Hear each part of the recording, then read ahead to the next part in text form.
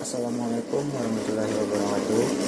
Perkenalkan, nama saya Muhammad Hidayat dari kelas 11 TKJB dari sekolahan SMKN Negeri 2 Banjarmasin. Di sini saya akan menjelaskan tentang teknologi komunikasi data. A. Konsep komunikasi data. OSI layar atau Open System Interconnection adalah model referensi yang mana tercipta dalam bentuk kerangka konseptual. OSI telah berkembang dan menjadi sebuah standarisasi khusus berkaitan dengan koneksi komputer. OSI layar memiliki 7 lapisan. Lapisan yang pertama adalah application layer. Application layer adalah lapisan yang menjadi pusat center terjadinya suatu interaksi antara pengguna end user dengan aplikasi yang bekerja menggunakan fungsionalitas sebuah jaringan.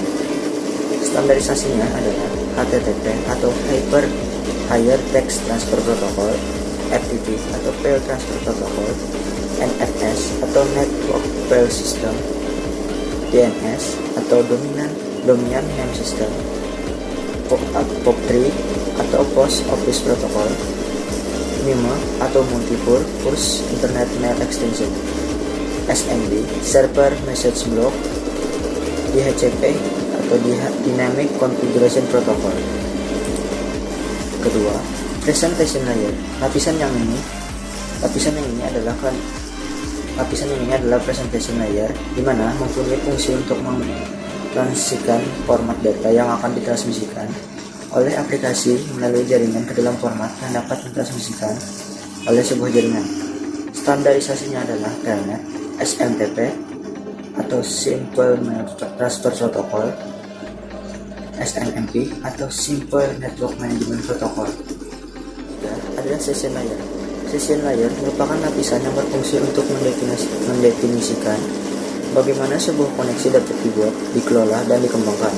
Standarisasinya NetBIOS, NetBIOS Extended User Interface, ADSP, Apple Data Stream Protocol, PAP, Printer Access Protocol, SPDU, Session Protocol Data Unit.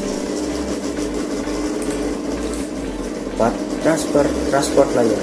Transport Layer mempunyai fungsi untuk memecah data menjadi paket-paket data serta memberikan nomor urut untuk setiap paketnya sehingga nantinya dapat disusun kembali saat sampai pada tujuan. Standarisasinya adalah TCP atau Transmission Control Protocol, MDDP, User Datagram Protocol.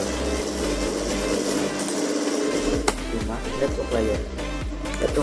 Tugas dari network layer adalah membuat header untuk paket yang berisi informasi IP atau Internet Protocol, baik IP pengirim atau IP tujuan data.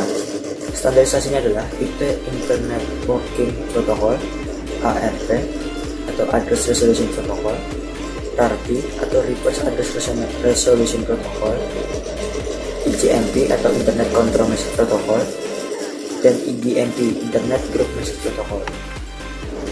6. Data Link Layer. Data Link Layer berfungsi untuk menentukan bagaimana bit-bit data dikelompokkan menjadi format yang disebut sebagai frame. Selain itu, pada level ini terjadi koreksi kesalahan, flow control, pengalaman perangkat keras seperti halnya media akses, control address atau MAC address, dan menentukan bagaimana perangkat jaringan seperti hub, bridge, repeater, dan switch layer 2 beroperasi. 7. Physical Layer. Physical Layer fungsinya adalah untuk mendefinisikan media transmisi, jaringan, sinkronisasi bit, metode pensinyalan, serta membangun arsitektur jaringan seperti pengkabelan dan topologi jaringan. B. Radio over Internet Protocol atau RoIP. RoIP, Radio over Internet Protocol, adalah sebuah teknologi sistem radio yang menggunakan standar voice over atau VoIP dan bekerja melalui perangkat lunak maupun keras, dapat memperluas jangkauan HT. RoIP memungkinkan adanya multi komunikasi dengan banyak frekuensi serta terhubung dengan perangkat komunikasi. Cara kerja RoIP. Perangkat yang digunakan oleh pengguna baik PC, handphone, smartphone atau perangkat lainnya yang berbasis protokol internet dan terhubung pada base station yang nantinya akan dikoneksikan pada IP gateway. Suara yang dikirimkan Melalui base station, jadi kodekan menjadi sinyal-sinyal dengan bahasa khusus. Track di base station menggunakan IP tone gateway yang akan menggandakan sinyal-sinyal ke segala penjuru akses kawan kepada dan dari IP radio tone gateway dalam format IP. Base station, perangkat radio pusat yang berada di stasiun kontrol atau stasiun pangkalan sebagai penerima atau pemancar dengan sisi pelanggan yang bekerja pada sistem digital enhanced cordless telecommunications. IP gateway, alamat IP yang digunakan untuk mengakses internet dan biasanya akan otomatis diberikan oleh server atau melalui DHCP Dynamic Host Configuration Protocol dari modem. IP interface atau alamat antarmuka jaringan adalah elektronik dari bagian tempat kabel jaringan yang terhubung ke kontrol di sana atau di mana perangkatnya kabel juga terhubung. Repeater yaitu alat penguat sinyal. Sebuah sinyal lemah dapat tingkatkan daya jangkauannya.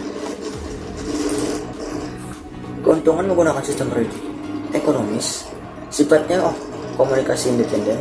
Beberapa konsultasi komputer pribadi tetap dapat dioperasikan tanpa biaya yang tinggi. Untuk instalasi konsol, tetap kebanyakan perangkat LMR base station yang telah mudah tersambung dengan radio aman digunakan dalam percakapan media yang sifatnya kayak base station. Kontrol dapat digunakan di mana saja.